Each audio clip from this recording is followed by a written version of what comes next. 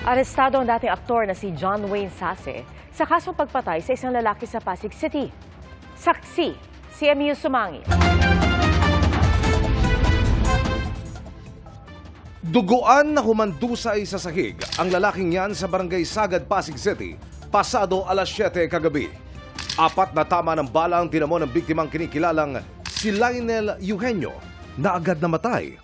Ang suspect ang dating aktor na si John Wayne Sase. Ihahatid po sana siya ni Papa sa BGC. Magpapaservice po sana siya. Nagulat na lang po ako. Ganun po yung nangyari. Nanggagalaiti po ko na nasasaktan sobra. Tumakas ang suspect na kalaunay natunton sa isang hotel sa Pasig.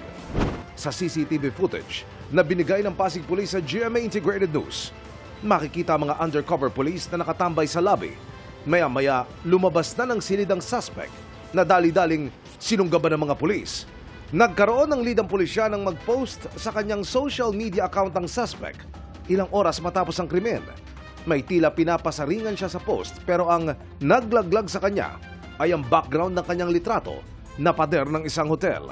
Batay sa investigasyon, dating magtropa ang dalawa pero nagkaalita na. Lumalim pa umano, kalaunan. May banta po sa akin, saka po sa pamilya ko. Inikutan na po ako so yun pa yung last na ikot niya So nagsalita rin naman siya sa akin isang ikot na lang.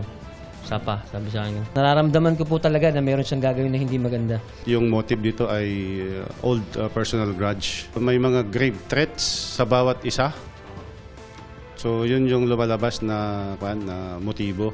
Sinampahan na ng reklamong murder si Sase. Na-recover naman ng Pasig Police ang murder weapon na isang kalibre 45 pistola. Kapwa na sa drug watch list ng Pasig Police ang biktima at suspect. Para sa GMA Integrated News, ako si Emil Sumangil, ang inyong saksi.